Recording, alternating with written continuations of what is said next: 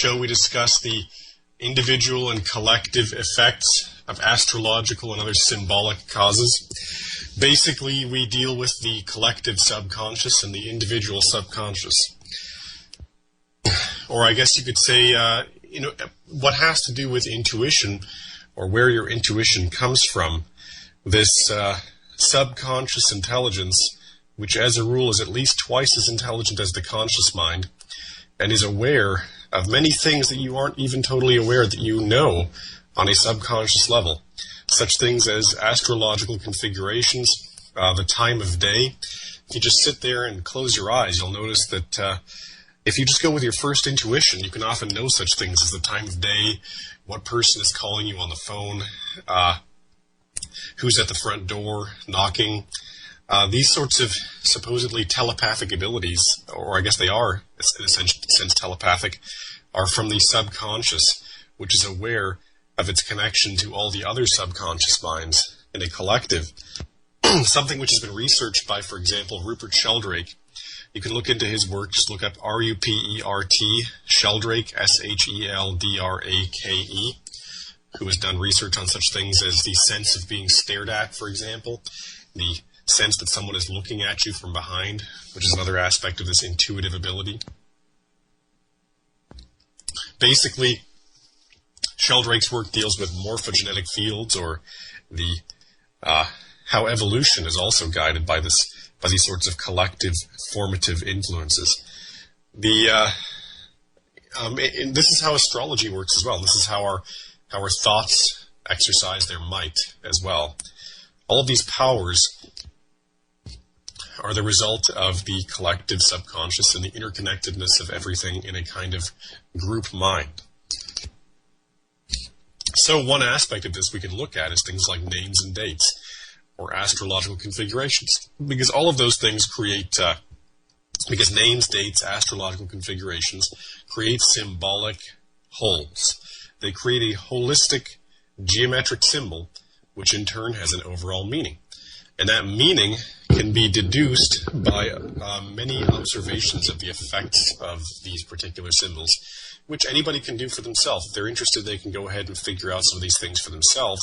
Just read the news every day and look for strange and unusual or unlikely coincidences, which happen all the time.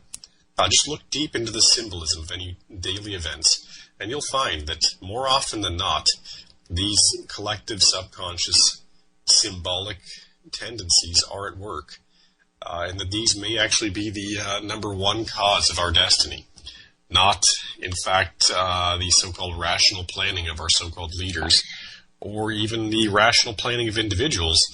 Ultimately, it's your thoughts which appear to be the ultimate influence, the final decision over what happens, or the most significant or decisive factor.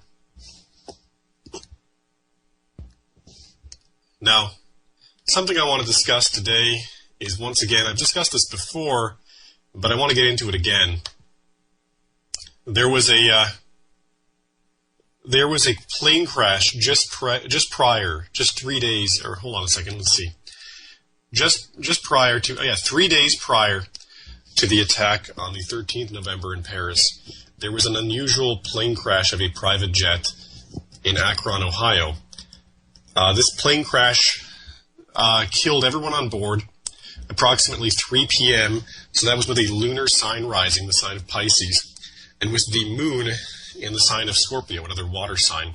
Again, this is the lunar influence I've discussed over and over again, which is powerful at this time in the age of Aquarius, which means the tendency toward mass migrations, unsettlements, the destruction of foundations, and the danger of a great flood type of situation, or a mass extinction of certain humans, which also we see represented, for example, by Kali. Again, I predicted that something else would happen with Kali in the coming days, and guess what? On the weekend, there was, in fact, a temple to Kali, which exploded in flames just after I made that prediction.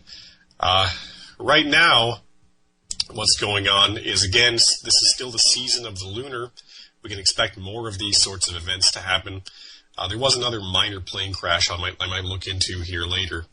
But this particular plane crash in Akron last November, just 3 days before the attack in Paris, is particularly significant to the symbolic negative tendency of mass immigration and attacks by religious fanatics.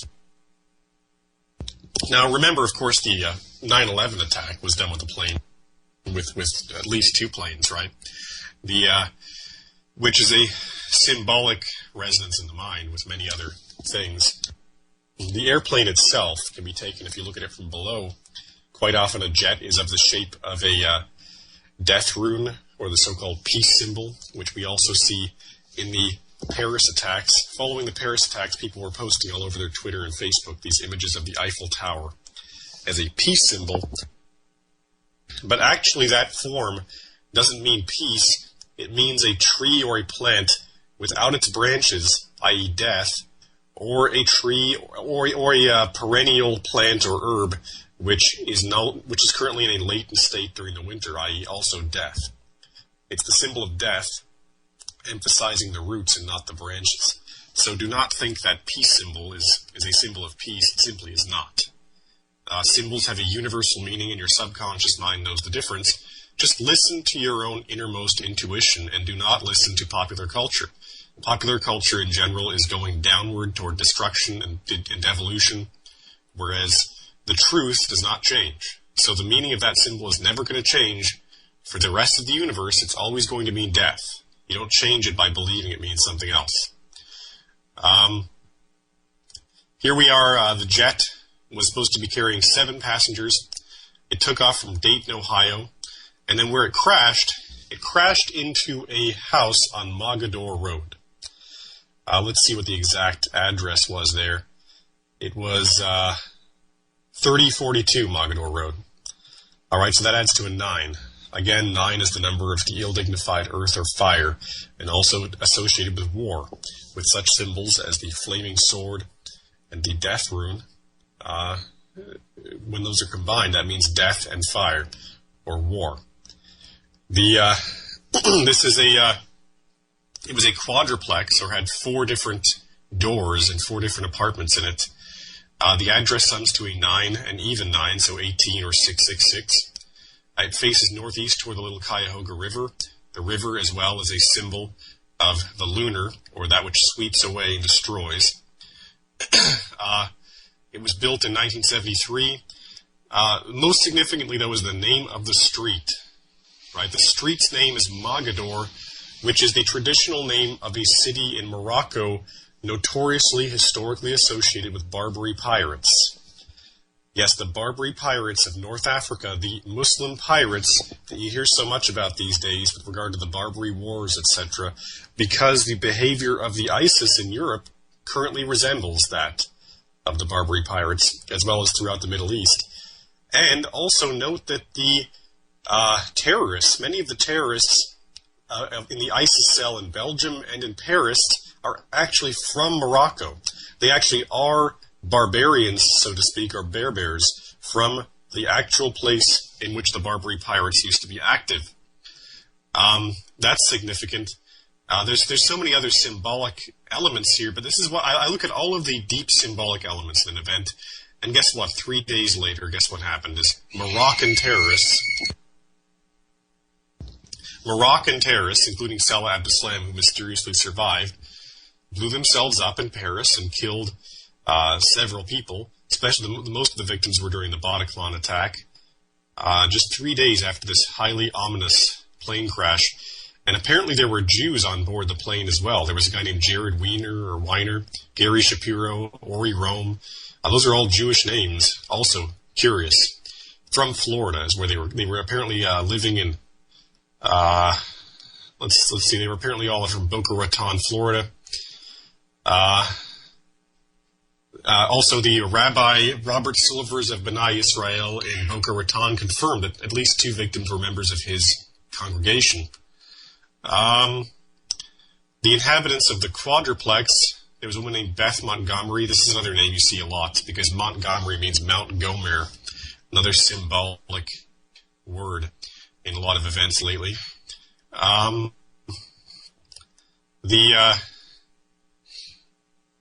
There was also Jason Bartley, this long-haired guy who apparently was out getting Hot Pockets at the time when his house was destroyed by an airplane. So he just happened to be out on an errand instead of home when his house was completely destroyed. Also a curious coincidence there. And he lost everything but his Akron marathon jacket from when he ran the marathon in Akron. Now the marathon, this is something you see very often. Ancient Greek and ancient Atlantean symbolism like this is something which recurs over and over again lately, such as Trojan War symbolism. The marathon in particular, because what is the marathon? The marathon is when a man, the original marathons, when a man ran about 26 miles with the message that the Greeks had defeated the Persians. However, he died upon arrival. He fell down and died. So the marathon can be taken to mean overall, in a kind of subliminal or twilight sense, a message carried by that which must die in order to give the message. Or in other words, a necromantic omen, an omen by means of death, such as this. So when you see the word marathon, beware. Marathon often means, like the Boston Marathon bombings, for example, an ominous message or an important message borne by someone who in the process of carrying that message must die. Also note that a messenger is Mercury, and Mercury is another symbol very strong in the West, very predominant. The ill-dignified mercurial as well as the well-dignified mercurial. But this, of course, corresponds more to the negative side of Mercury as kind of messenger of the dead.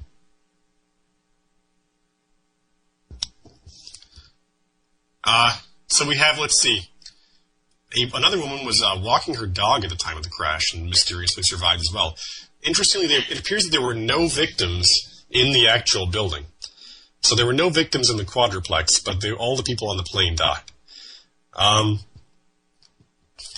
Another interesting thing is that there was a pizza pan restaurant that was taking in refugees from this destruction and collecting donations and giving them free food, which was curiously at 594 Canton Road, or again a 9 or an 18666. Now, there was there were other similar ominous crashes. Something you often see is a crash where the sole survivor is a young girl. That is something mysteriously very common. I'll get into that later. But very curiously, let's see here. If I look up the term Mogador here in my notes, then we have, let's see. I already told you Mogador is the location in Morocco where the Barbary pirates used to live, which actually had numerous stories written about it. The Barbary pirates, if you don't know, were pirates in Morocco and North Africa who used to kidnap and enslave Europeans from Southern Europe. They used to take ships hostage and demand ransom for the captives. This was such an egregious practice that eventually the U.S. waged war against them until they would stop it. Curiously, on the 18th of January this year, 2015. Why does it say 2015? I think it must have been this year. I just wrote down the date wrong. Curiously enough, though, there was this must be 2016 here. I just accidentally wrote the date incorrectly. On the 18th of January 2016, it was reported that Eleanor's falcons are on the island of Mogador in Morocco and have been observed by researchers to immobilize and store live captive prey by plucking out the flight feathers and then sticking them in little makeshift cages in crevices in the rock. Now, the falcon traditionally in Egyptian symbolism represents Horus, or Ra Horus. It means the human being as a god, or the force of the human consciousness. But this also can be taken to be a war god, because traditionally it was also later associated with war. Notice what these falcons do is they immobilize their prey and stick them in little cages so they can't get away, so that the prey is fresh when they eat it. On Mogador, and notice how the organization of terrorists is actually called ISIS. The acronym, we usually call them ISIS, the mother of Horus. This could also be taken as an omen that in the future, Whereas right now, Isis is only the mother of this warrior god. In the future, what may happen is that a predatory falcon-like or raptor-like creature emerges from this in the symbolic sense of an ability to strike unexpectedly from the air, or an ability to stick you away in a crevice for later prey, to keep you fresh. Not a good omen in relation to these other events, because remember that the attack happened on the 13th of November in 2015. So we have, again, North Africa is traditionally the homeland of what in ancient times were called the Habiru, or Hebrews. The original Hebrews were not the people of Israel, right? That was a branch of the Hebrews that went and conquered the people who inhabited that area. Originally, what the word Hebrew meant was people who were kicked out of the Persian Empire. The ancient Persian Empire was really called the Aryan Empire, or the Aryan Empire. This ancient society stretched all across the Caucasus, northern India, basically encompassed most of the eastern part of the Middle East. And when they had undesirables or criminals in their society, what they would do is they would banish them far to the west, which in the ancient Egyptian and Semitic language is pronounced Araba, right? Pronounce them, that's the basic root of the west, same as Hebrew, Araba, right? Or Abra, right? In metathesis, the same thing.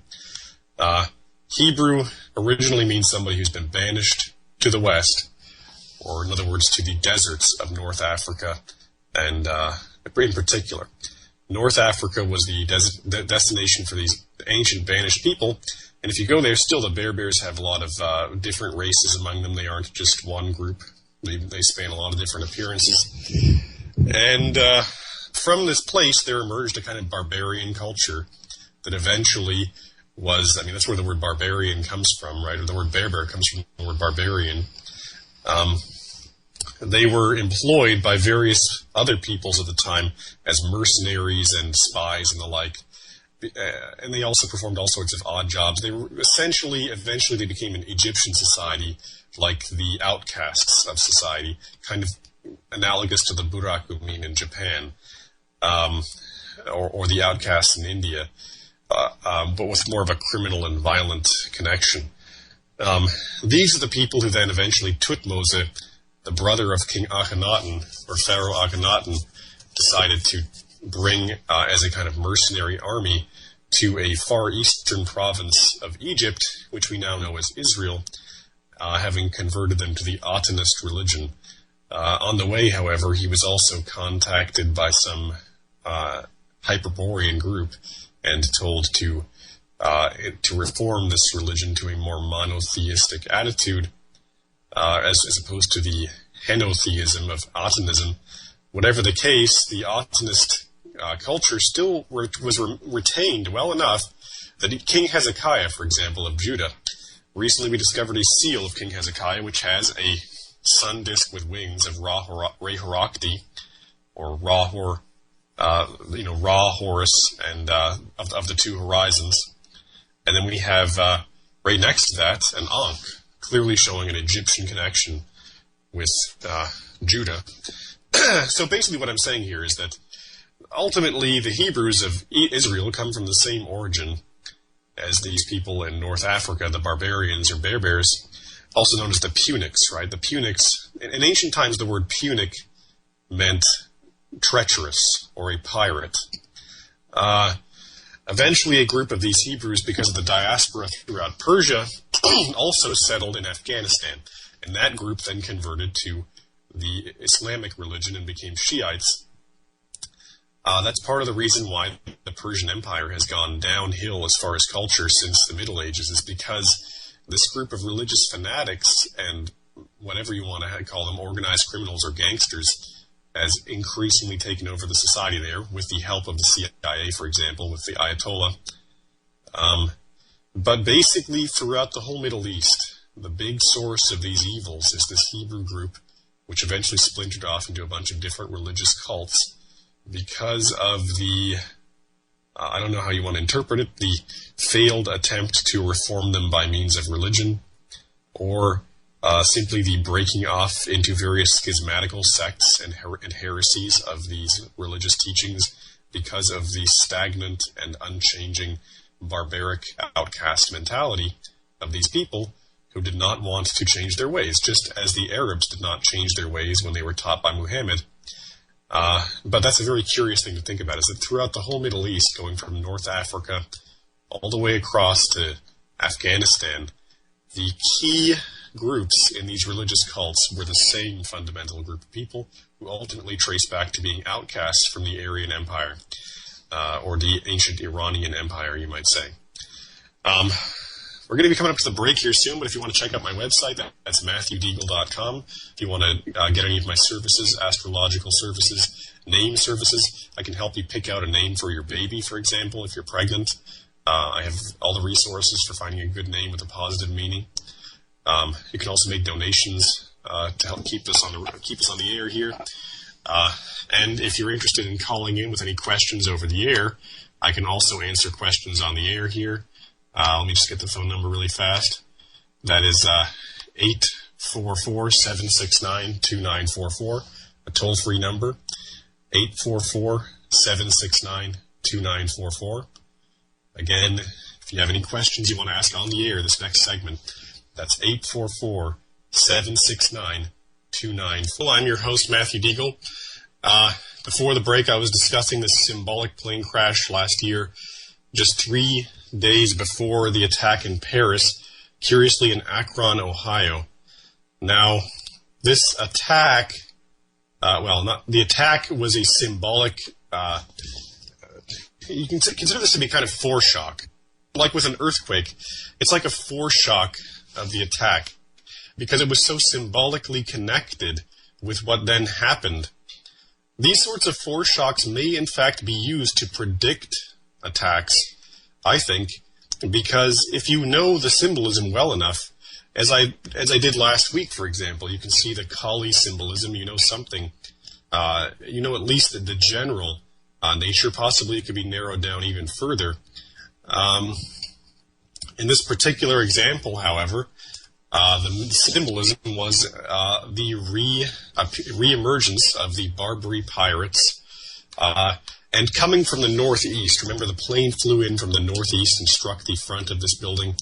The northeast in the northern hemisphere is also the direction of the melancholic humor, or the fear of harm, and therefore also again means the fear of some future event which can be avoided, or the desire to avoid or prevent something.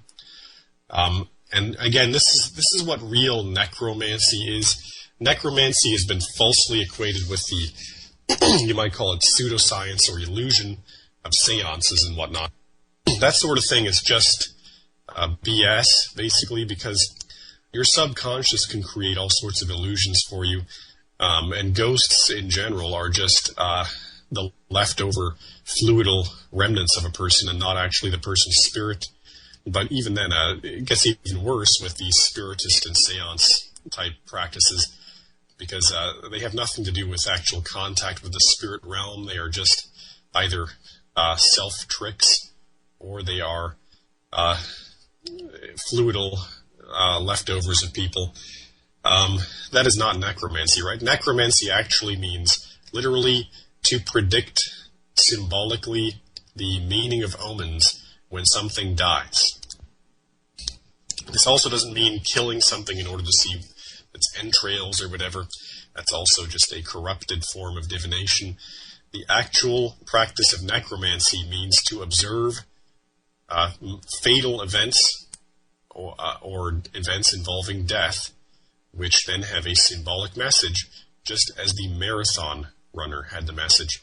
And again, you'll see over and over a marathon connection with symbolic events. For example, when Tomato Andy crashed his plane into the French Alps, I believe, last year, that was German Wings was the name of the airline. That he again was photographed not long before the crash, running in a marathon, when Matthew deagle committed the biggest mass stabbing in Calgary history a couple of years ago. He was also recently before that photographed at a marathon, again showing this necromantic tendency in his subconscious, that there was some kind of omen in what he did. It's the in the case of this German wings crash, if I look at that event, well, it's just full of the number 9. 24th of March 2015, which itself, as you see, 24 and 3 adds to a 9. German wings flight 9525 crashed in the French Alps, killing all 144 on board. Again, 144 is a 9. At 9:31 a.m., it said the plane went down around 10:37 local time. The plane left Barcelona, Spain, and was headed in line for Barcelonnette, France. Again, one of these instances where two very similar names show up in line with as was the case also with the Venice Beach lightning strike and Venice Beach plane crash involving Ami and Oceana Irizarry, another highly symbolic event. Let's see if I look up the actual time of this. The German wings flight apparently crashed, lost radar contact around 10:40, so I'll estimate a few seconds after that.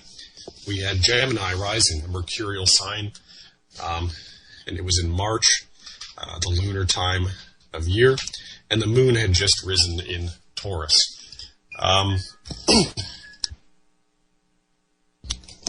So again, this has the ill-dignified lunar to it, just as did the collision over the Grand Canyon I discussed a couple weeks ago. The suicidal pilot who locked himself in the cockpit so that the co-pilot couldn't get in, nobody else could interfere. They mistakenly designed this system so that a person can lock themselves in the cockpit in the event of a hijacking. Well, and this actually allowed a hijacking to take place by the pilot himself, ironically enough. They then retired the flight number, strangely enough, to 9441. They changed the name from 9525 to a number adding to a 9. Again, meaning the hellfire or the destructive influence of war. 72 Germans died on board. Again, another 9. So yes, numbers are extremely symbolic, very essential symbols, and you'll see them repeating over and over in events like this. I take this event to symbolize that somehow an individual or a group has taken control of Germany such that no one can stop them. No one can get to them in the cockpit, and they are, however, flying Germany into a self-collision course on a suicide mission. That I take to symbolize Angela Merkel's insane mass immigration policy and the related CIA machinations in Europe relating to the European Union. Because this plane was called German Wings, all right, German Wings, and 72 Germans died on board, 144 people in total, 9 and 9, etc., on a day adding to a 9 in the French Alps. Not a good omen. There was a Kazakhstani baritone singer on board who recently performed in the, believe it or not, in Siegfried from the Ring of the Nibelungen, which is famous for the funeral march of Siegfried, the song which was playing when Nazi Germany fell. This very curious. This, you can go ahead and listen to it. One of the most dramatic of Wagner's compositions, all about the death of a hero, a German hero or Germanic hero. This was in the Ding-Lebain Valley or Ben Valley. Fire into a valley or entering into a receptive water. This represents an attractive force or an attractive might, which brings about a compelling force, which relates again to this Venice symbolism.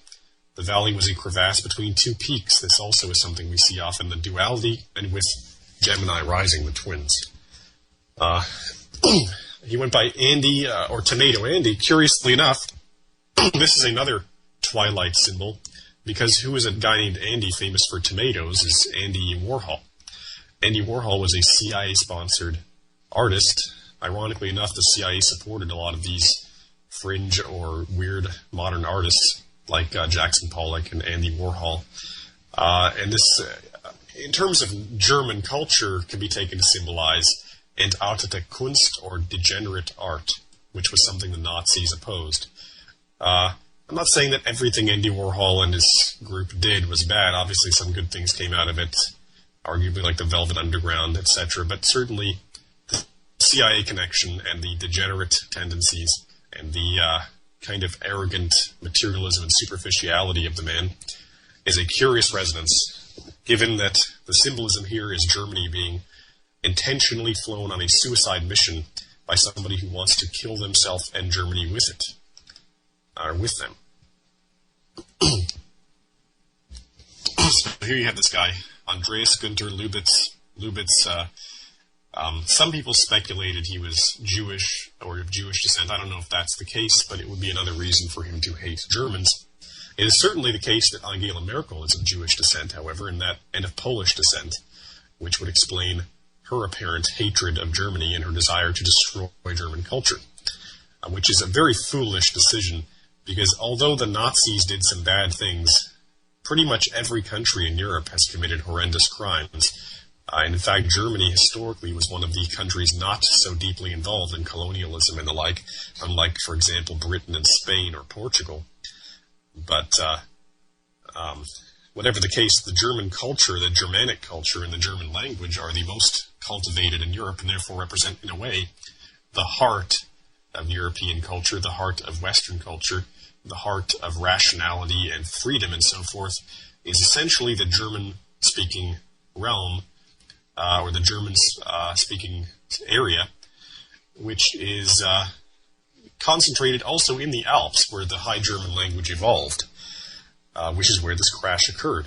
So this is a very bad omen that somebody has seized the reins of power and is steering Germany into suicide.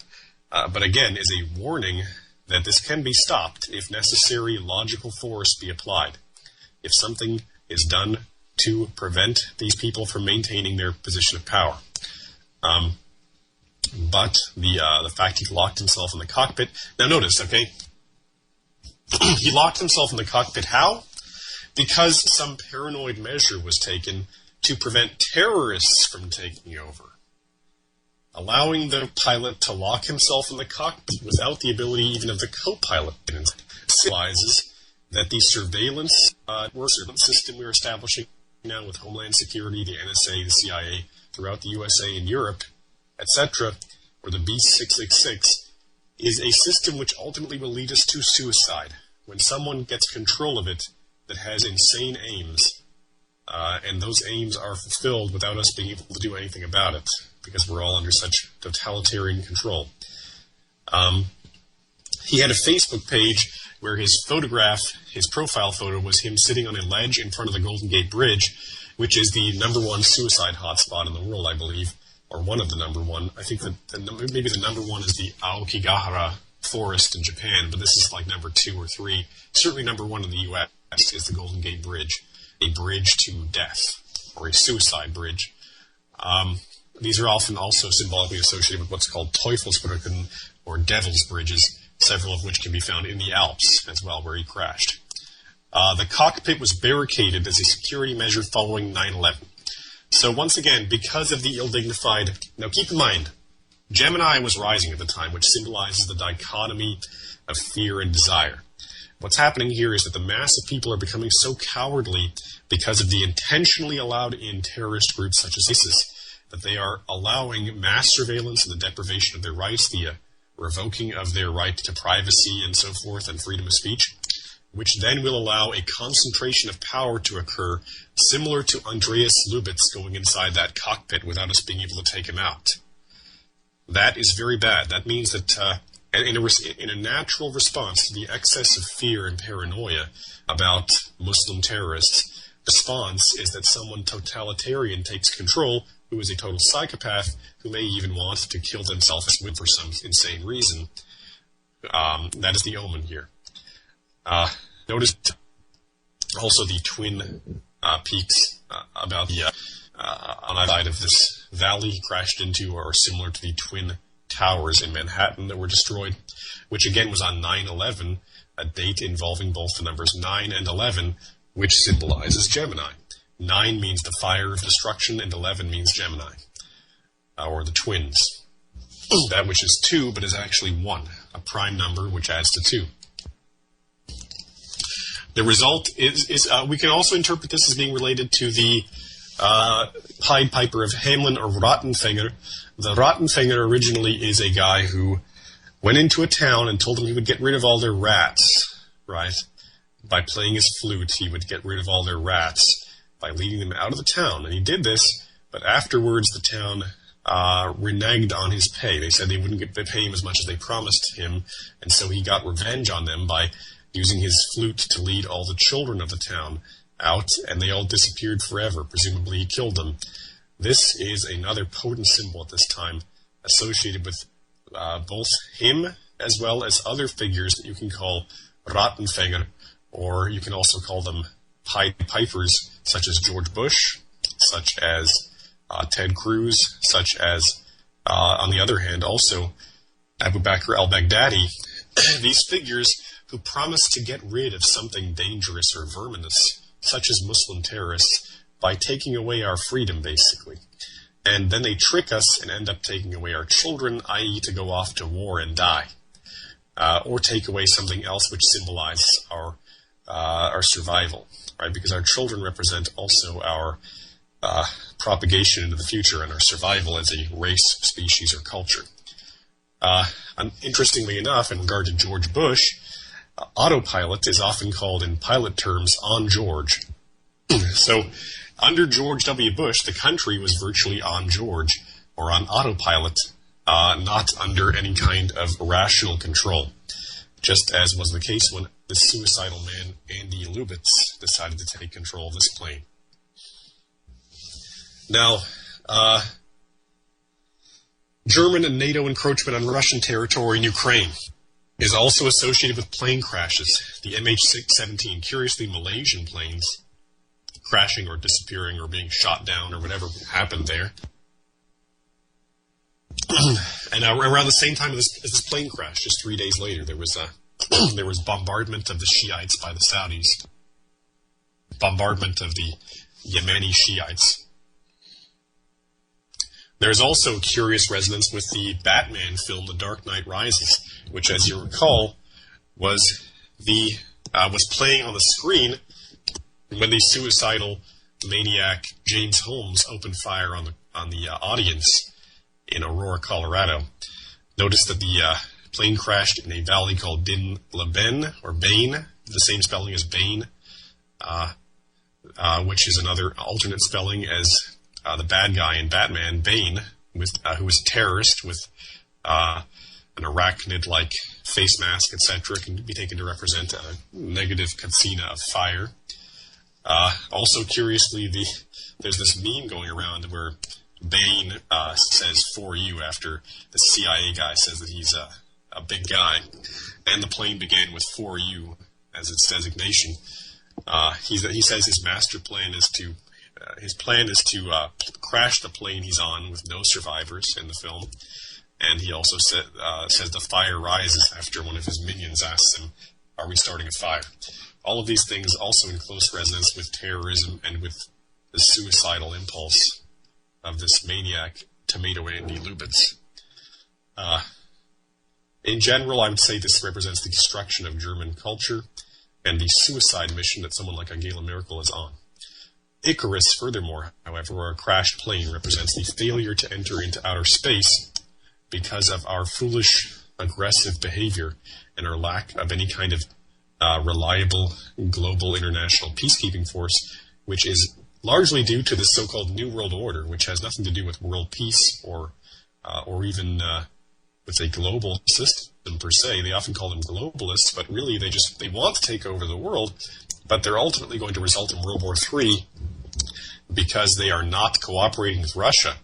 And it is essential to getting rid of terrorism and essential to any kind of international peacekeeping force to cooperate with Russia and not simply to attempt to take over the world by means of surveillance and force and mind control and so forth. So again, a crashed plane symbolizes Icarus, or the shooting down, or the melting of the wings of the guy who tried to fly too high, i.e. human civilization has reached a level where it has a chance between making it into outer space or being shot down. This Tomato Andy Lubitz was located at Am Spießfeuer 8 or 8 in Montabaur, which is in Rhineland-Pfalz in Germany. He, again, number 8 is another symbol of the lunar force, or Kali. Traditionally, pilots are associated in Indian astrology with Rahu, which symbolizes the chaotic force of the head of the dragon. Now let's count some of the 9s in this incident. All right, I'm going to continue on this incident because today in this program I'm discussing 2 different plane crashes which relate to terrorism and the destruction of Europe. And I'm showing you how many times you see the same numbers. 144 passengers died on board, of which 72 were Germans. 144, 9. 72, 9, right? 144, you add them up, and they're both even 9s, or 18, 666, which means the fire rises. They changed the new flight number to 4U 9441, or Hellfire 4U. Again, 18. The inbound flight was changed to 9440, which sums to an 8. The date of the crash was 24/3, or 27, a 9. The pilot was 27 years old at the time of the crash, which adds to 9. The pilot was born on the 18th of December, or 9/18/666, in 1987. The pilot had a total of 630 hours of commercial flight experience. Another 9, 6 plus 3. AGL, or the pilot, Andy, had recently come in 72nd out of 780 in a marathon in Montabaur. So yes, the marathon, the necromantic omen, the message carried by the dying warrior, or dying messenger, and he came in what number? 72, or a 9. German Wings, the airline, had been in operation for 18 years at the time of the crash, which was the first fatal crash in their history. So after 18 years of no fatal crashes, here comes the first one in their 18th year, or 666. Other bizarre little coincidences here with the number 9. The plane reportedly descended at 18 meters per second, or 666. The deadly descent lasted 18 minutes, they say, according to an article. 18 minutes and not 8. Passengers came from at least 18 countries of origin. So if this is not clear enough to you yet as an omen of this 666 system and its danger to us, the danger of allowing this kind of mass surveillance to cause a concentration of power, or Machtkonzentration, which will then result in some Weltzerstörer, or some destroyer of the world coming in power, some psychopathic figure getting the reins of power due to our foolish cowardice allowing this kind of surveillance and deprivation of our basic rights to privacy and freedom of speech. Because that means we're essentially putting the lock on that door in the airplane that is our society, particularly in Germany and in Europe. So beware, Germans. Do not let this continue. Do not support Angela Merkel or her party. They are going to destroy you. They are on a suicide mission. Whether it is out of naivety and foolishness or out of sheer hatred, it's not entirely clear in every case. But this is the overall meaning. Now, similar events have also had 9s or 8s associated with them. For instance, there was they often have the flight numbers 990, 630, or 999. Instances in which there was a suicide by pilot. For example, Japan Airlines 350, which adds to an 8 on the 9th of February 1982.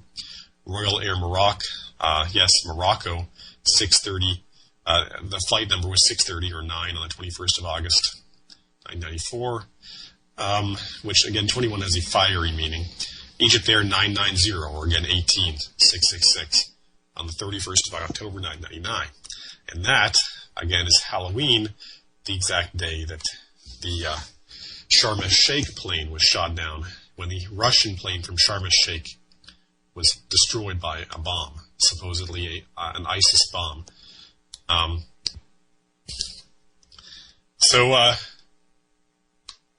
Other curious things about this is, well, I mean, I don't want to get into too much conspiracies here, but there's certainly curious other things that were surrounding us. They're not just purely, maybe incompetence, maybe some kind of. I think most likely it's collective subconscious. But I'll be back tomorrow to discuss this. Thanks for listening to my show. Signing off with Real Astrology here. If you want to check my website, it's matthewdeagle.com. That's MatthewDeagle.com.